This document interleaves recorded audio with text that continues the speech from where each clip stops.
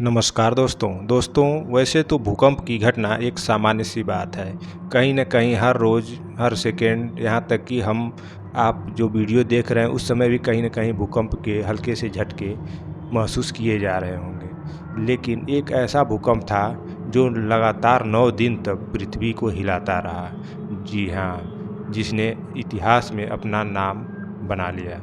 दोस्तों, क्या आप जानते हैं कि एक बार पृथ्वी 9 दिनों तक लगातार हिलती रही थी?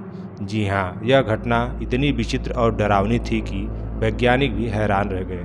इस वीडियो में हम आपको विस्तार से बताएंगे कि यह कब और क्यों हुआ और इसका पृथ्वी की और इंसानों पर क्या प्रभाव पड़ा। इसके कारण सुनामी भी आई, जिसने भारत, श्रीलंका, इंडोनेशिया, थाईलैंड और अन्य देशों में भारी तबाही मचाई। लेकिन इस घटना का एक और चौंकाने वाला पहलू था।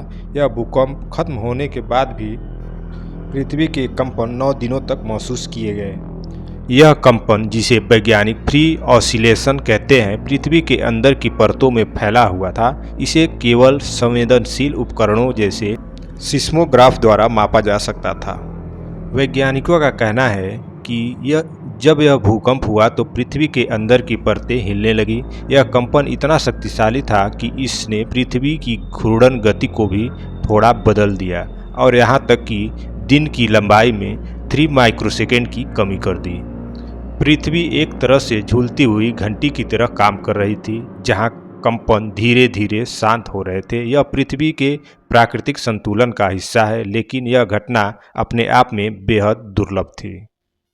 इस घटना ने दुनिया को यह याद दिलाया कि प्रकृति कितनी शक्तिशाली है। 2004 की सुनामी में लगभग 2,30,000 लोगों की जान गई थी और यह त्रासदी आज भी इतिहास में सबसे दर्दनाक आपदाओं में गिनी जाती है।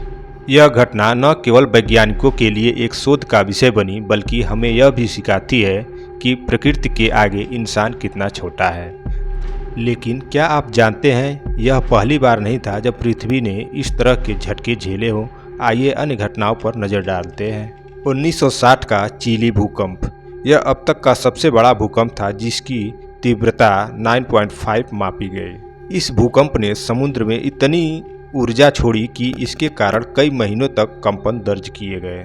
2011 का जापान का भूकंप, 11 मार्च को जापान में 9.1 तीव्रता का भूकंप आया, जिसमें विशाल सुनामी हुई। इसने फुकुशिमा न्यूक्लियर पावर प्लांट में रेडिएशन लीक का कारण बना। इस घटना ने भी पूरी पृथ्वी की घूर्णन गति को प्रभावित किया था। 1755 का लिस्बन भूकंप, इस भूकंप ने पुर्तगाल के लिस्बन शहर को लगभग तबाह कर दिया। यह भूकंप इतना शक्तिशाली था कि इसका प्रभाव अफ्रीका और अमेरिका तक महसूस किया गया। दोस्तों, वैसे तो भूकंप जैसी आपदाओं से पूरी तरह बचना संभव नहीं है, लेकिन नुकसान को कम करने के लिए कुछ उपाय अपनाए जा सकते हैं। ऐसी तकनीक का उपयोग करें जो भूकंप के झटकों को सह सके। जापान में इमारतों में शॉक एब्जॉर्बर्स लगाए जाते हैं, जिससे उनका नुकसान कम होता है। तटीय क्षेत्रों में अर्ली वार्निंग सिस्टम लगाए जाए ताकि लोग समय पर सुरक्षित स्थान पर पहुंच सके। हर परिवार और ऑफिस में एक आपदा योजना होनी चाहिए। नियमित ड्रिल्स कराई जाए ताकि लोग आपात स्थिति में घबराए नहीं। भूकंप के दौरान मजबूत मेज या दरवाजे के नीचे छिपें, खुले मैदान में जाएं और ऊंची इमारतों से दूर रहें। स्कूलों और समुदायों में भूकंप और सुनामी के प्रति जागरूकता अभियान चलाए जाने चाहिए। वैज्ञानिकों का मानना है कि पृथ्वी के अंदर की प्लेटें हमेशा गतिशील रहती हैं। यह संभव है कि भविष्य में और भी बड़े भूकंप आएँ जो हमारी धरती को हिलाने में सक्षम हों। क्या हम तैयार हैं? यह सवाल हमारे लिए सबसे बड़ा है। अगर हम आधुनिक तकनीक और जागरूकता का सही इस्तेमाल करें तो हम इस खतरे से बच सकते हैं। तो दोस्तों, यह थी जानकारी उस घटना और अन्य भूकंपों के बारे में जब पृथ्वी लगातार हिलती रही। अगर यह जानकारी आपको उपयोगी लगी हो तो वीडियो को लाइक करें, चैनल को सब्सक्राइब करें और कमेंट में बताएं कि आप इस तरह की और कौन सी घटनाओं पर वीडियो देखना चाहते हैं। धन्यवाद।